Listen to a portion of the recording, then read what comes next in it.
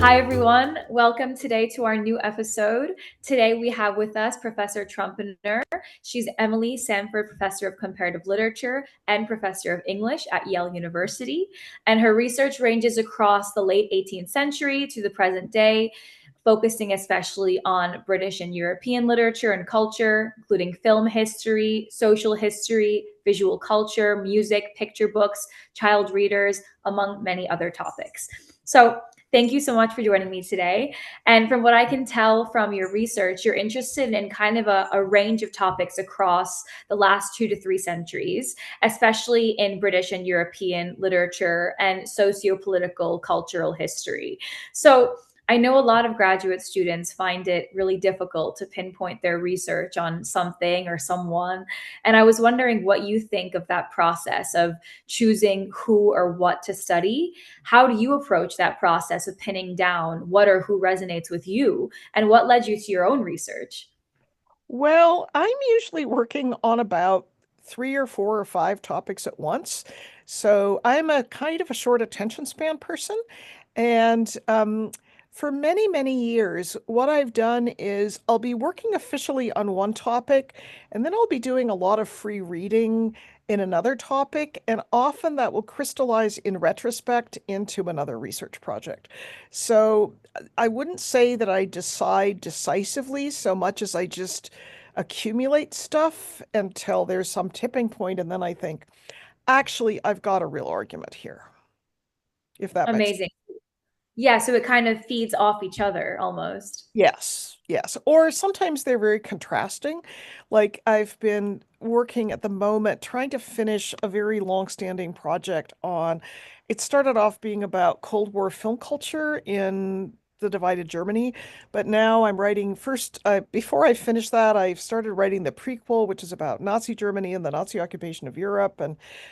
And it's really good occasionally to just stop and write an essay about the picture book, which kind of, because it's such heavy material that I'm working with all the time. And okay, that's right. I can work on things that are lighter, that are more fun, that are more uplifting. Anyway, so balance there Definitely. too is a good thing, I think. Definitely. Balance. Yeah, for sure. So, speaking of one of your current research projects, can you set the stage for us, so to speak, and tell us a few of the key themes at play in the time period we're going to look at today, which is the late 19th to the mid 20th century, what some might call European modernism? So, what do we need to know about what was happening at this time to aptly understand the rise of European modernism? And also, how can we understand the major characteristics of the fine art, literature, and drama kind of coming out of this period? Well, actually, let me just take a step back, if that's okay, and frame it a slightly different way, but we'll get Yeah. there. So my first book was about the Romantic period in Britain and the Anglophone world, and I have a chapter in there about um, romantic obsessions with the nurse as a figure of oral culture. And while I was doing the research and writing of that book, I was reading the Virago Modern Classics, which was a reprint series, a feminist reprint series interested in like what was broad female modernism. And I kept finding things that actually seemed like extensions of the things I was finding in the Romantic period. So I thought this is really odd. This is so the nurse in the Romantic period is a kind of backward looking figure. She's the figure of tradition. What is she doing in these modernist works? So that was how the book project, the second book, it was a kind of offshoot. And my chapter in the book has a lot of footnotes about Freud and about modernist things, and you see this pattern is still there. But then I kind of got interested in its own right. So, having said that, I guess I have an ongoing interest in um, social history. So, uh, what was the role of servants? Who raised children and how? And it turns out to be very different across Europe. Sorry, I'm going right to the nurses, and I'll get back to modernism in a moment. Definitely. So it turns out that in Britain, there stopped being wet nursing around 1800 because of the influence of Rousseau. Rousseau was very against, um, he has a fascinating kind of mini treatise on this where he says, basically it's breaking the maternal bond between mother and child to put a child out to nurse the way it was very common in French-speaking Europe. Um, and then eventually the nurse is going to be sent away from the family, and the child will never get over that betrayal because they will be attached to the figure, and it's like the original sin. It's like Eve eating the apple. That's how bad it is when the nurse is sent away. And that stuck. And so in Britain, people stopped wet nursing and they started nursing their own children. And that's why in the Jane Austen adaptations, they're all wearing these Regency dresses that are foregrounding the breasts, and they have kind of a low neck so you can kind of see the breasts. Well, those are the maternal breasts that are newly a kind of object of fashion fixation because there's newly going to be maternal breastfeeding. In France, they keep having wet nursing all through the 19th century. In Spain, they still had wet nursing in the 1960s. So it really varies very widely across Europe how people are exactly handling this kind of micro level of who's doing what service for children and what's the division of labor around children. And I have a long interest in the history of childhood, so of course, I was very interested to read a bunch of things about this. And then you asked this is a much more general question, where does modernism come from? That's a very good Mm. question. I mean, there are a number of answers. There used to be the answer, it came out of World War One. That's not really very satisfying because World War One was just this big caesura. Actually, there's a lot of modernism before World War One. It depends on where you are in Europe, but um, it's definitely a kind of reaction to industrialization and various kinds of, the modernization process, which is happening starting in the late 18th century, and the emergence of the new nation state. And there's a lot of things, there's a lot of fundamental ways that society and the economy are being organized that really shift. And modernism is partly a euphoric reaction to this and partly a kind of dystopian read on what that's doing to us collectively. So it takes a bunch of different forms. And of course, one of the things that academics and curators and so on are particularly interested in is sort of more avant-garde modernism, where you take the form of the 19th century novel and you introduce in the late 19th century, you introduce stream of consciousness. And so you have new narrative perspectives and you're trying to recreate. And this is in tandem with things like experimental psychology, which is emerging as a discipline. So Gertrude Stein, for instance, a stalwart avant-gardist, worked with William James and also worked with other people in like the experimental psychological lab. So she was seeing how do people process dissociated sounds, what happens when can people process nonsense the way they can process full words.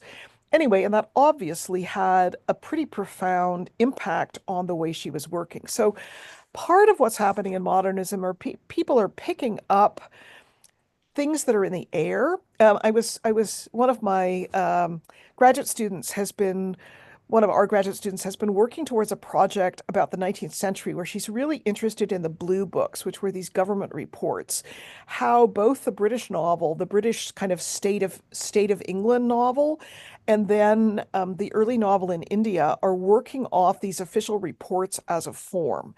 So they're incorporating it. They're kind of docudramas in a certain way. They're trying to illustrate things the way these factual, somewhat statistically oriented reports are. So they're kind of both offsetting it and learning things from it.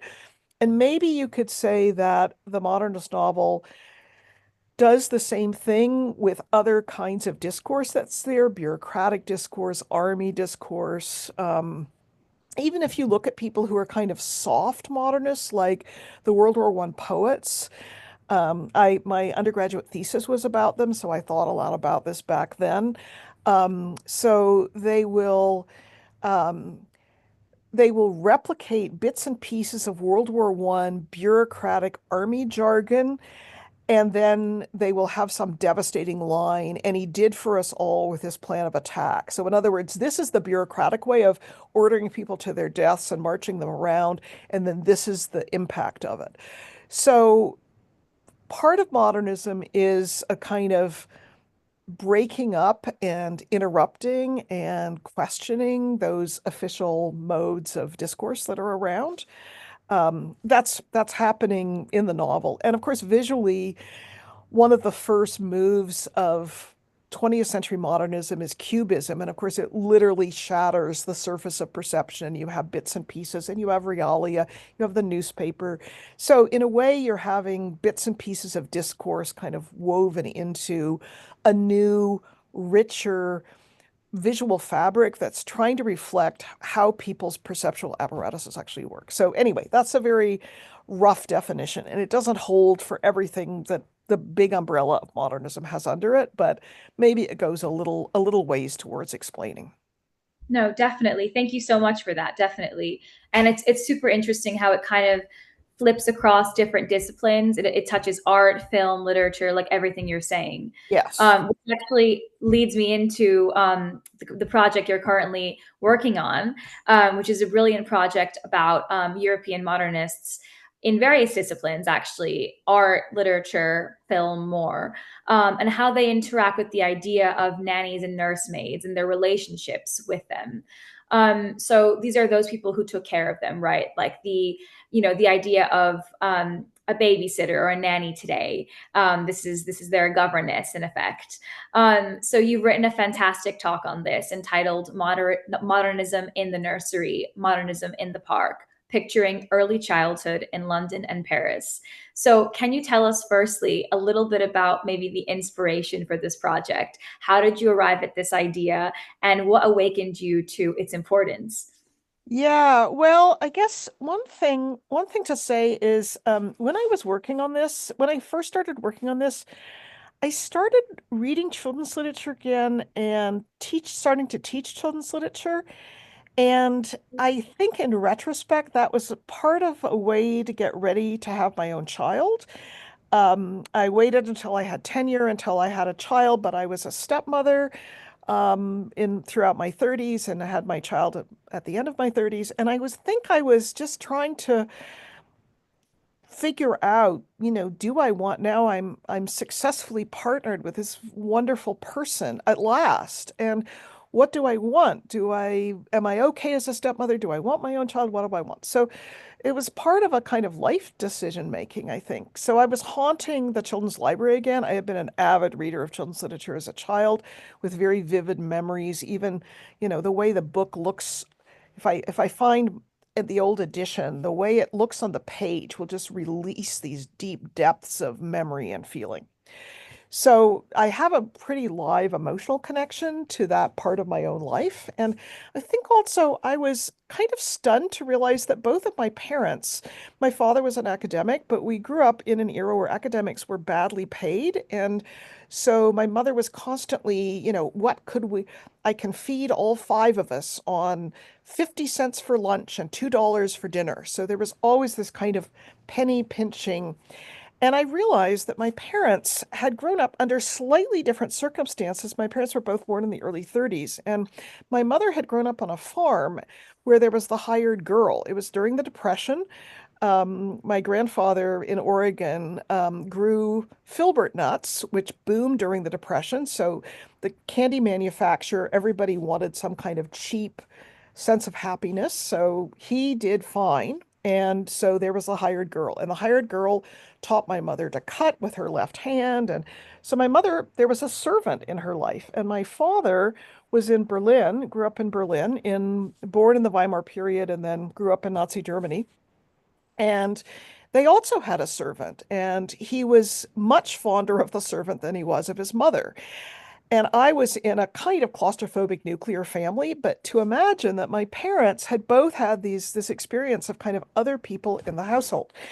And I think in the long run, for me, psychically, maybe this is not what you want to hear about, but maybe it's interesting. Um, it was a fantasy, like, could one have had a second mother who did the things that the first mother didn't do? That the mad housewife, that the person who was self-abnegating and said, I don't know what I want to do with my life. I just wanted to have children. But then it was guilt-inducing that she did everything for us. What if it had been a different kind of figure caring for us? Would that have made a difference? And of course, most of the modernists in Europe grew up under, middle or upper class circumstances, and they did have this.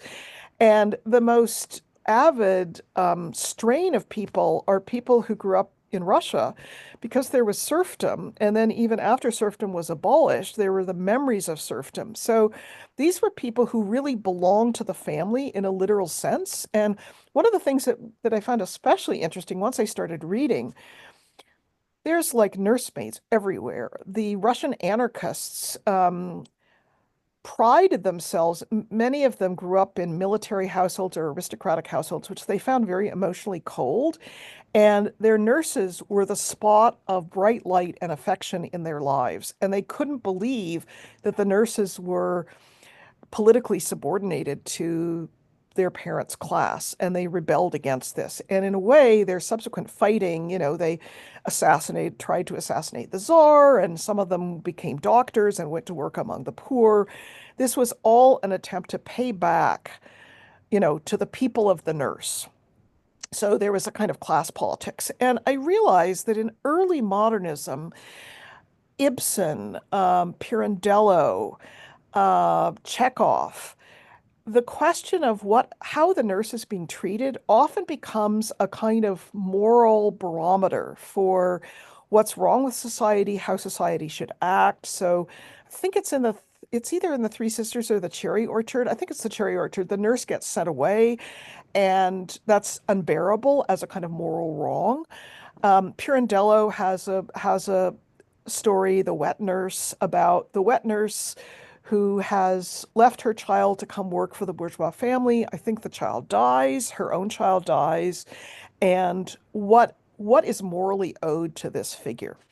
So it's there as a kind of point of moral concern before the turn of the century, and after the turn of the century, um, the nurse becomes a kind of muse figure often, and or as you could see from what I wrote, I was living in Chicago. I was teaching at University of Chicago and living in Chicago during the early years of this project. And I was near the Art Institute of Chicago, which has a very famous Impressionist collection. And because it has this famous collection, they had a million traveling shows of various the newly discovered Caillebotte and this person and that, Mary Cassatt.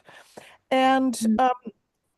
virtually every show would have nurses in it. And so I would just think, oh, there's another one. I can't believe it. There's another modernist painter painting a nurse. So I started thinking about how ubiquitous this figure was.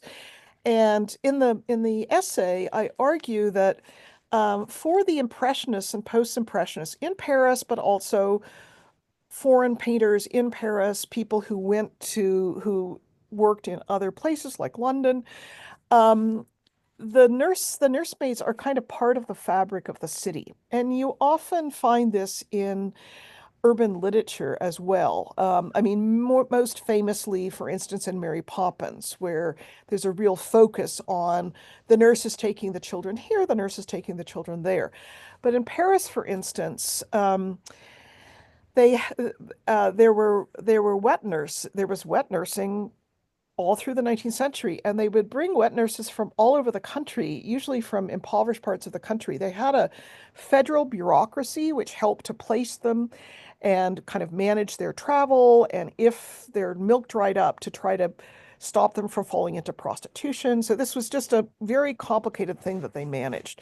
And some children went out to remote villages to be nursed, but the infant mortality rate was higher there. So it was better if they came to Paris. So they wore folk costumes from all over France. And so for the Impressionists, on the one hand, this was a fascinating visual spectacle. And 19th century authors like Alphonse Daudet also wrote about this. There's this parade of the nurses. It's like a parade of all the different regions of France, like a pageant. And there they are, all And then for other impressionists, the fact that they were doing all of this childcare in public, because they would take the child to the park, they would reprimand the child, they would feed the child, it was all there for everybody to see. So it's as if you could peer into the dollhouse and see what was going on inside the bourgeois family, but it was out there in the park. And there were some of the parks of Paris became special haunts for nurses and children. They were kind of famous for that.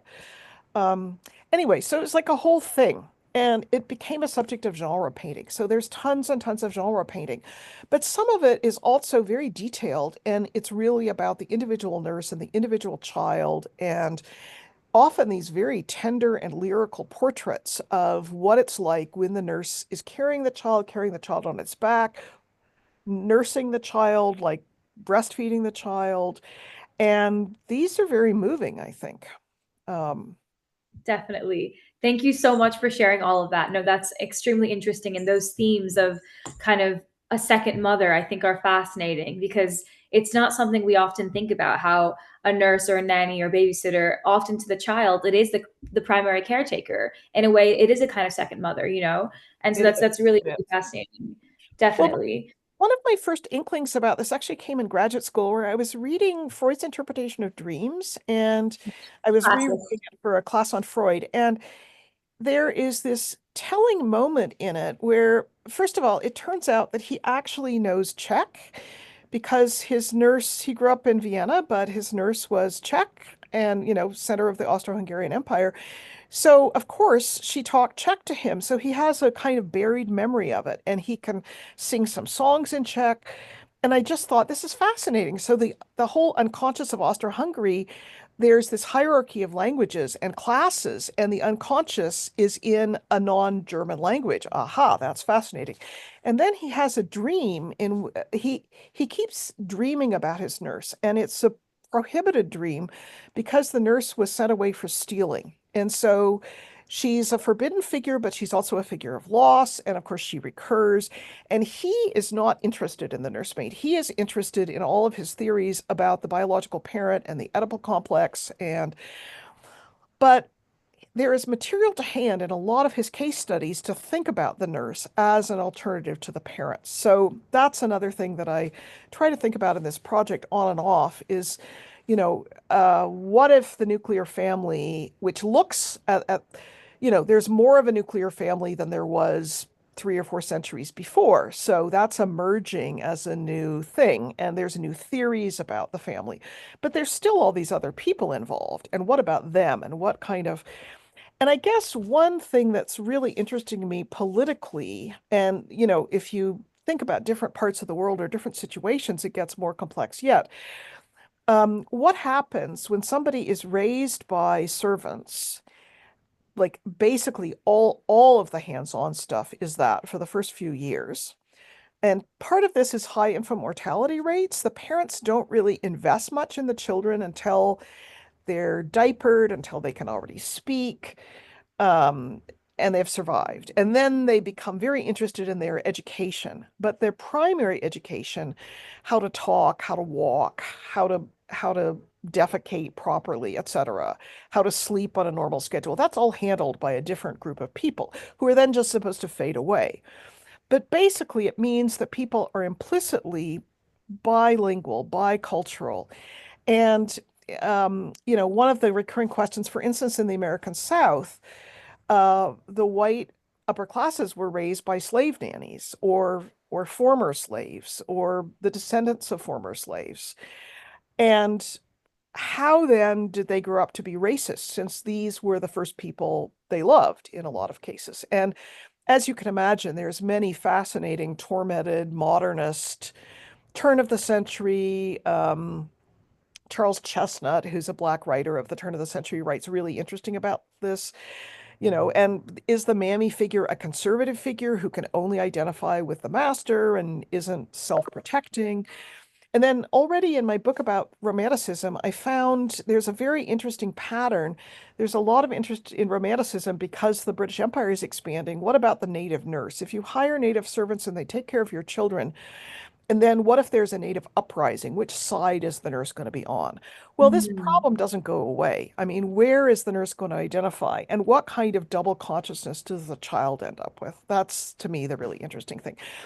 But, there are also, I have a chapter that's just about aesthetics because it turns out that for a lot of, especially like the composers, a lot of them will write like a nurse's song suite or something. And they're really trying to get at the origin of song and the origin of language and, that very first childhood consciousness awakening to sound and meaning and form and anyway, and then you have these visual artists, like for instance, some of the Russian constructivists had these I'm not thinking of the name right now, but anyway, there's a Jewish family of constructivists who are very important.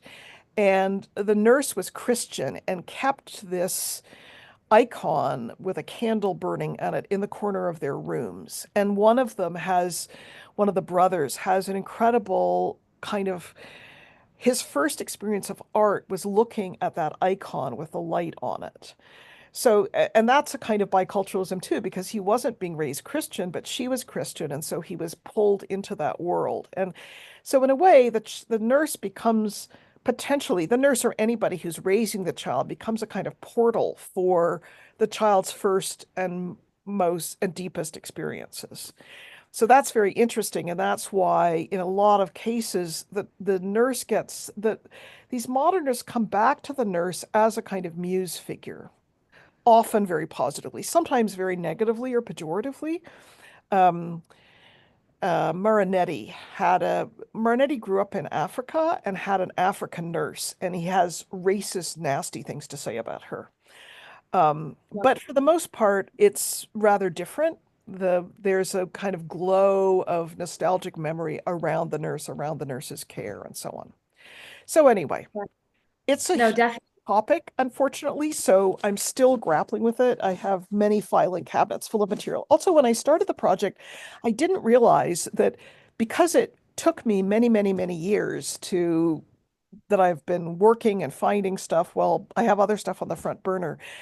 In the meantime, it became normal again to have a nurse because of the dot-com fortunes, and there was suddenly a class of people who employed nurses again. So far from being this retro topic with no relevance, there was constantly new information. There was the nanny trial, the nanny who killed the child, the nanny who neglected the child. What about immigrant nurses and leaving their children behind?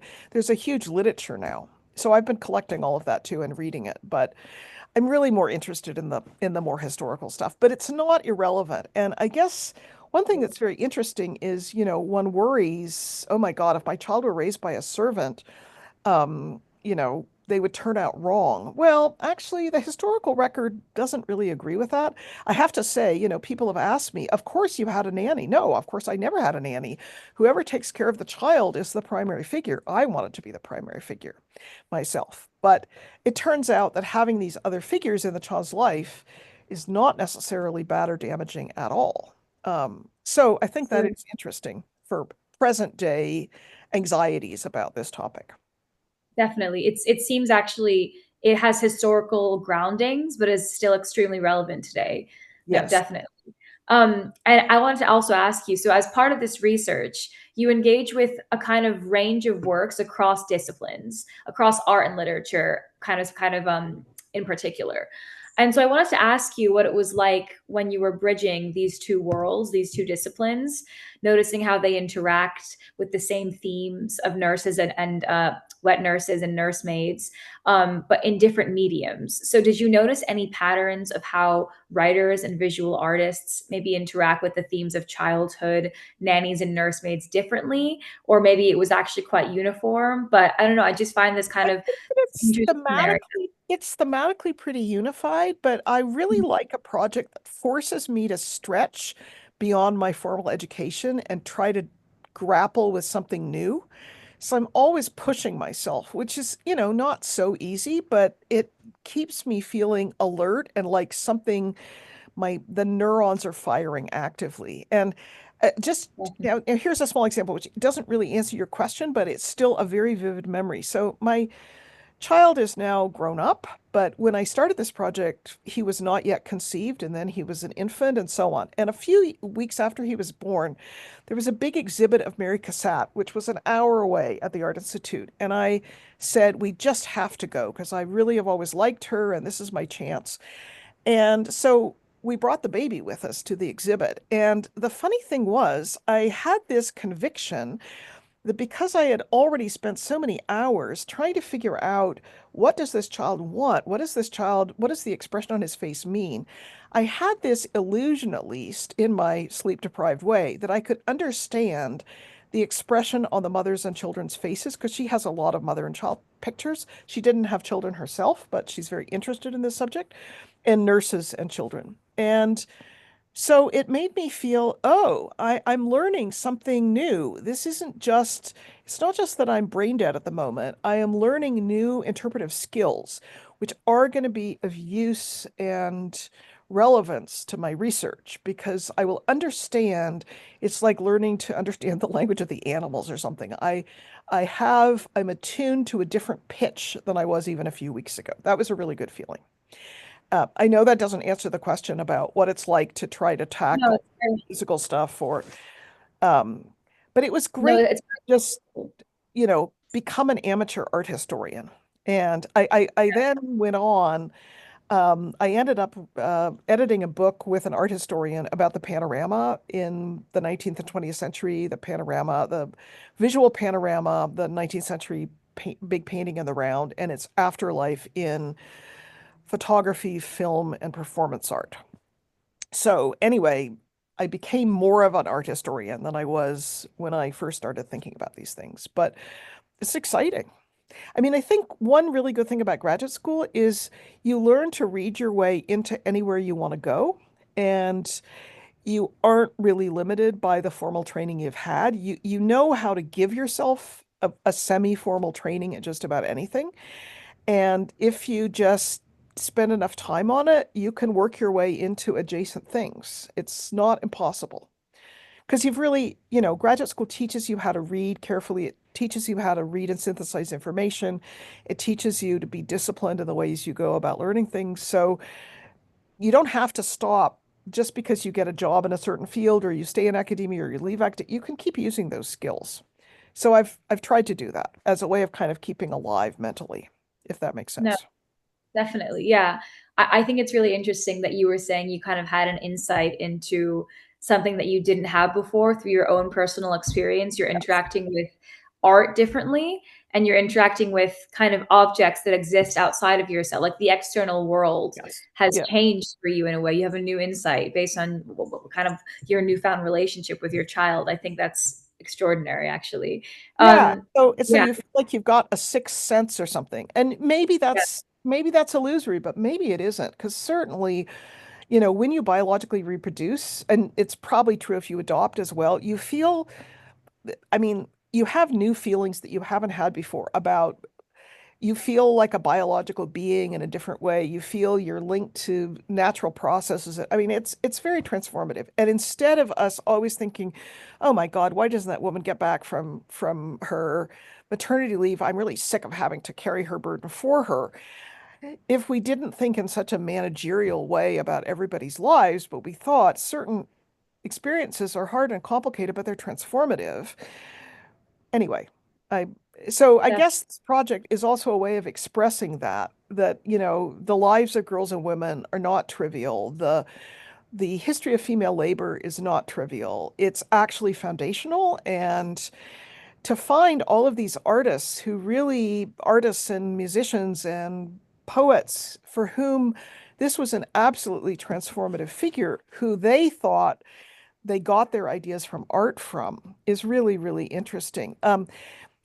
Lorca, Federico Garcia Lorca, the Spanish poet and playwright, has this incredible essay on lullabies. And he's a folklore collector. He's from southern Spain, but they had nurses he's from a upper class family. They had nurses from the poorest parts of Spain. And so he talks about the lullaby as with her milk, my nurse imparted this bile to me and the bitterness of the nurse's life experience that is, at this moment coursing through my veins. And the implication is I make my poetry partly out of my anger and her suffering. And so, you could argue that's a kind of quasi-Christological, Jesus' suffering transforms itself into our vision of the universe. But I still find that very striking. And so it's to him, it's like a poetic principle. And it's not only sweetness and love, but it's also pain. Um, Definitely. Yeah. And this actually kind of leads perfectly into my next question for you, which is about the painting Gabrielle et Jean, oh yeah. which you write on in your amazing project. And so this is an 1895 painting, which I think sets up the themes of your project beautifully.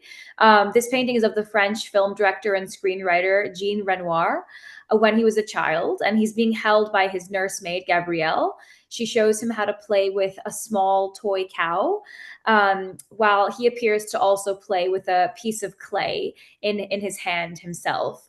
And so you have some brilliant quotes I'm just going to read out for everyone. So you write, quote, steeped in Gabrielle's stories of her native village in Burgundy, taken by Gabrielle to his first puppet theater, his first movies, Jean Renoir would grow up to be an important filmmaker. His lifelong attachment to the cinema as the most modern art form of his time, mediated by his lifelong attachment to his nurse and to the connection she represents to the oldest, most elemental forms of art. So, ingrained in this picture is what you call a child's version of creation, which I think is a beautiful phrase. And you also write, framed by the nurse, the little boy experiments with the making of the world and of art, with materiality and object relations. So it seems that through Gabrielle, through his nursemaid, she not only rears him into the adult world, but into the artistic world, like the world of art, the world of culture and literature, the world of creative expression. So, can you tell us a little bit more about this kind of phenomenon, if you will, and about how nursemaids and nannies can inspire not only the learning of social manners and social customs, how to act, but also the awakening of a child's own inner artistic drive? Yeah, I would say inner artistic drive and also sense of humanness. That's part of it as well. Because I guess, as you can tell, the genesis of this project is all linked to me personally and biographically becoming a mother. So, what does it mean to be a lap? Is a lap just, um, I spent my whole day being a lap. What was I doing? I didn't get any of my stuff done. I was just a kind of surround for this other person. But actually, that's very crucial. And it makes you realize why human life is infinitely precious because of the amount of human care that goes into every life. So I think there's that as well. But yeah, I think, often, as I've mentioned, a bunch of the composers are really, and the poets are really interested in the nurse sang or the nurse didn't sing because she was too sad to sing or the nurse spoke. There's this wonderful poem. I don't think it's in what I sent you, but it's Hadosovich, who's a famous Russian Silver Age poet. He has this incredible poem for his nurse, and he's himself, I think, Lithuanian, and he's also Jewish, I think, and the nurse is Christian and Russian. Why does he write in Russian? Because he learned Russian from the nurse. It's the nurse's language. And therefore, because of what the nurse has gone through, the nurse's own child died while she was nursing him. And she brought him, Hadosovich, as an infant, was about to die. And she was brought in and she saved him, but at the expense of her own child. And so out of her suffering, out of her sacrifice, is born his right to be a Russian poet alongside any other Russian speaker. So he sees a kind of moral right and he sees a kind of aesthetic grounding in the language and the suffering that the language represents. So that's powerful stuff, I think. And in Definitely. other cases, it's less heavy than that and less political. And it's more just about the nurse taught me what it was to sing. The nurse taught me music. The nurse taught me poetry. The nurse told me and sang traditional things. And that got everything started. Definitely. How would you say the child's own inner identity then is affected almost if their nurse is of a different background, different language, different culture?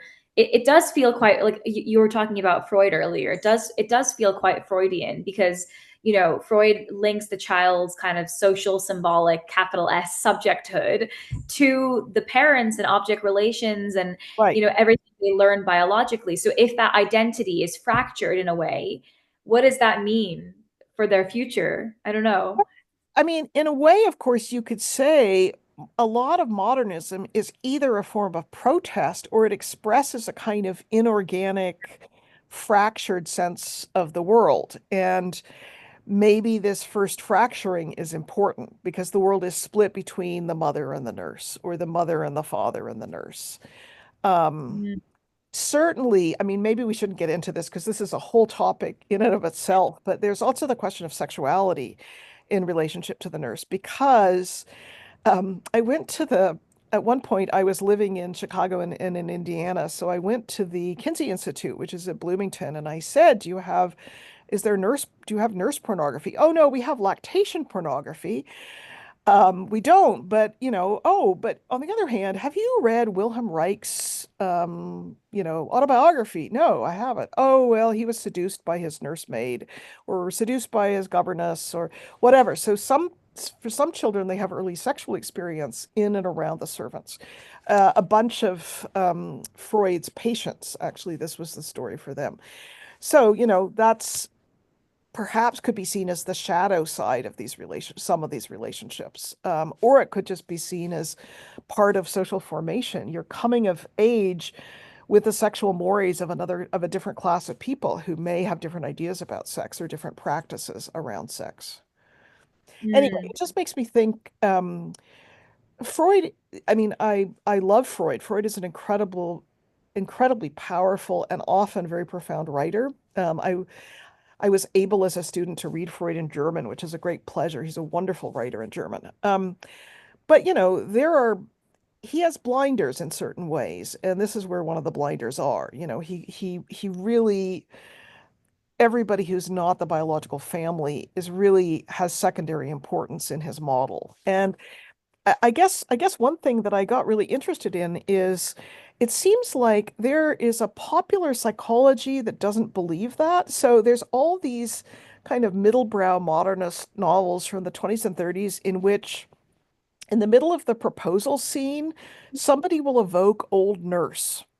Or you have the Stream of Consciousness novel by Mason Clare, in which the child is fixated on the nurse, and then he falls in love inappropriately enough with a lower class woman who's worked as a hospital nurse. So there's some kind of carryover of transferential relationship that's structuring his sexual desires, is this nurse stuff.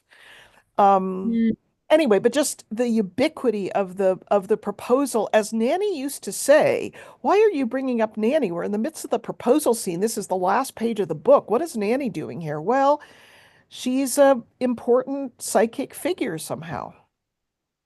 Uh, That's so interesting. Yeah. yeah, So they're kind of they're, Robert Louis Stevenson dedicated The Child's Garden of Verses to his nurse Cummie, Alison Cummingham, who he wow, called in the dedicatory poem, "My second mother, my first wife," which I find wow. really striking. Yes, yes, yes. So, Really infiltrating the child's psyche in every kind of yeah. way.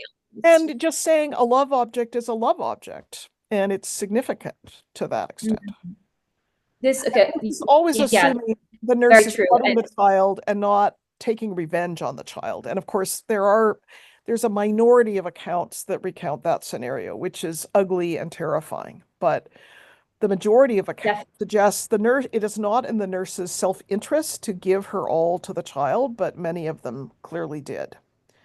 So, as you were saying, also her own child died while she gave right, herself to the right, child.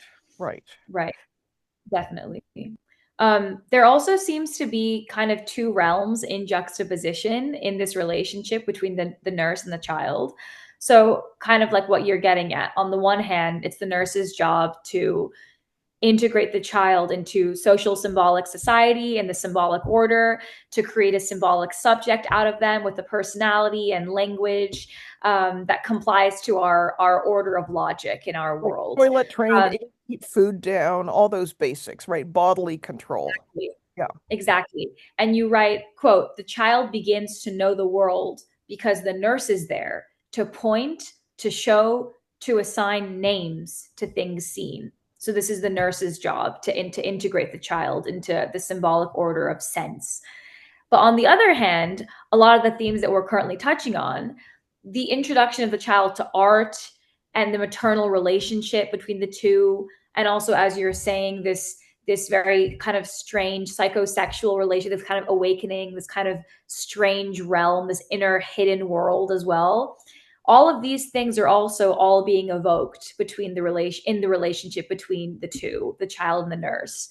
And this really reminds me of Kristeva's conception of the social semiotic, not the symbolic, the realm of chaos, art, poetry. So, would you say that the relationship between the 19th century child and the nursemaid is kind of dual in this way? Is it a product of both the semiotic and the symbolic, or how do you Well, see it? that's interesting. Yeah. I mean, I guess I wouldn't have used those terms, but that seems Yeah. pretty appropriate, actually. Yes. And on the one hand, I guess I'm just always interested.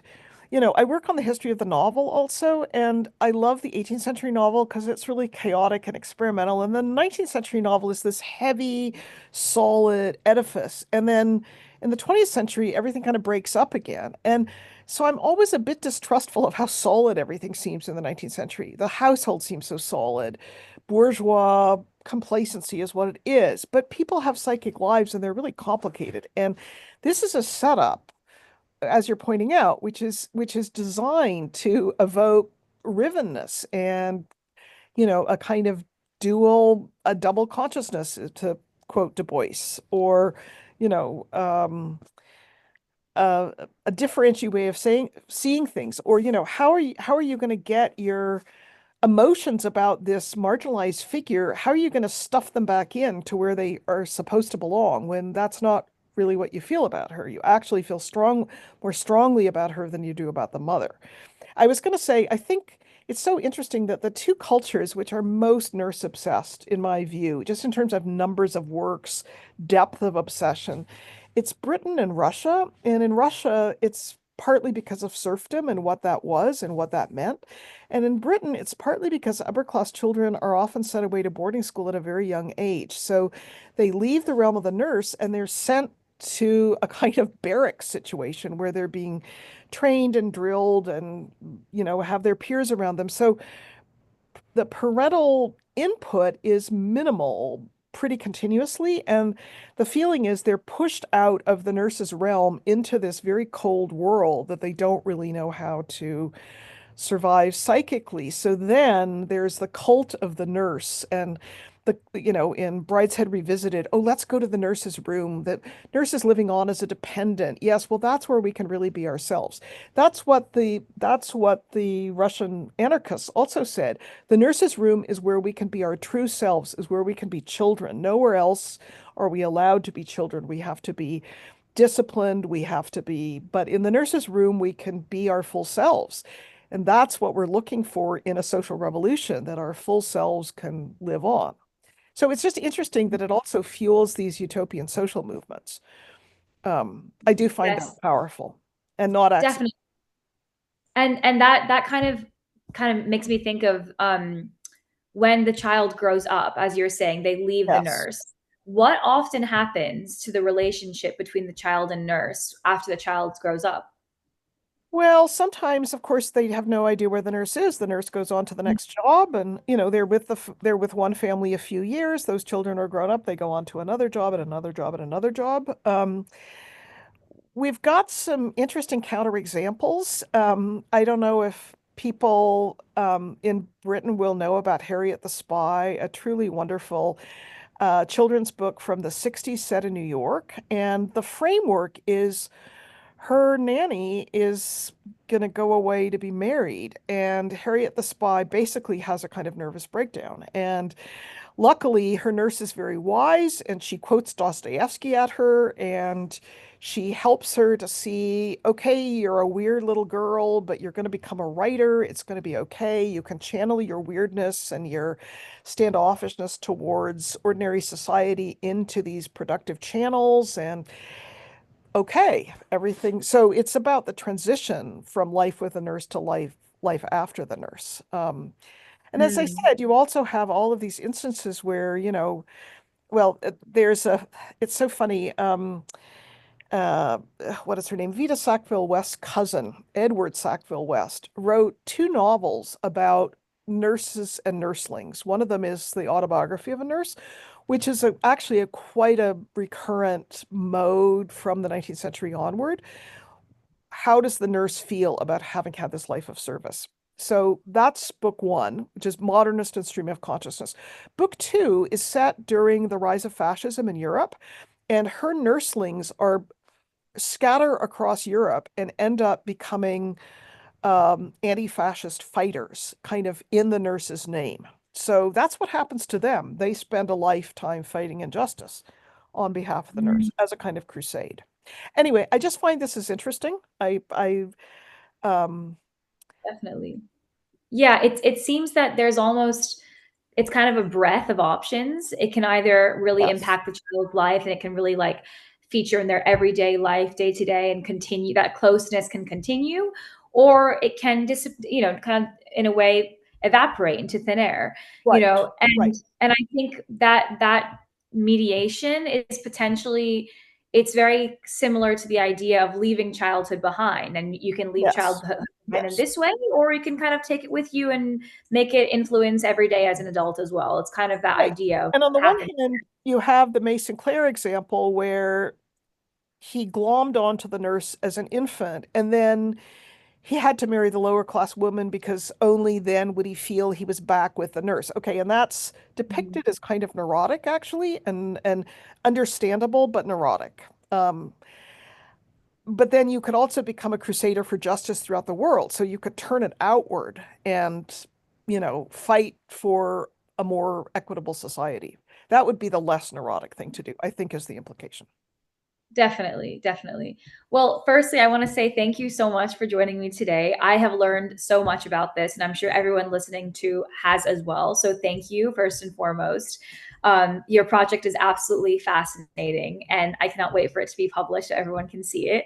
All right. But my final question for you is, do you have any advice for young scholars who are interested in studying European modernism and the role of the novel in British and European history and culture, or as we're talking about, the role of nurses, nursemaids, and nannies in 19th and 20th century Europe? So, do you have any advice for anyone Well, I interested guess in? I would say don't be afraid to work on things that other people will criticize as trivial.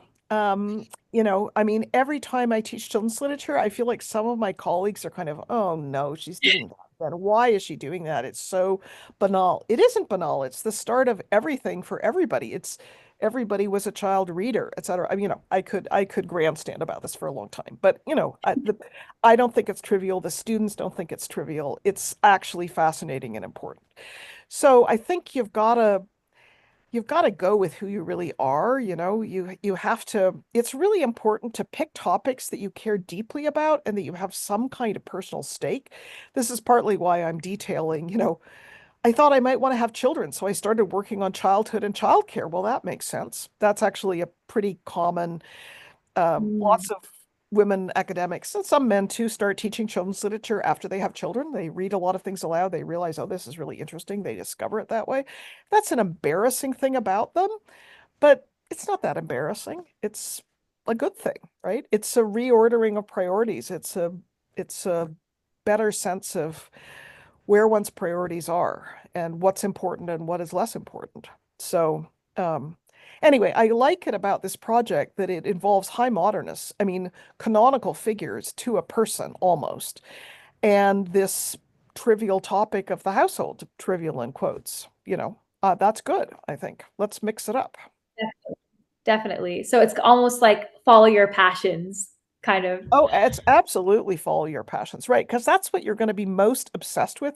You need a lot of tenacity to get through a long dissertation, for instance. And if you deeply care or working on it solves some kind of set of psychic issues for you or gives you sort of psychic relief, that's a big motivator to keep working. So I believe that really strongly. I love that, the solving of psychic issues. I love that phrasing. I think that's very true. Definitely. Well, thank you so much again. Sure, you're very Uh, welcome. Take good care. Bye.